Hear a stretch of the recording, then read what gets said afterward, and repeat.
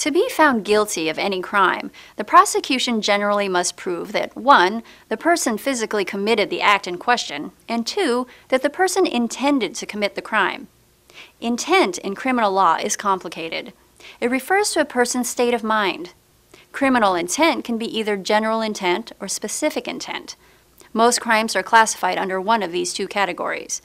Specific intent crimes require that the person actually intend to commit the crime. General intent crimes only require proof that the person intended to commit the act, not the crime. For example, theft requires specific intent of not only taking the item, but also intending to permanently keep it, depriving the owner of possession permanently. With general intent crimes, the fact that the act was committed is enough to prove intent. Intent, both general and specific, must be proven beyond a reasonable doubt.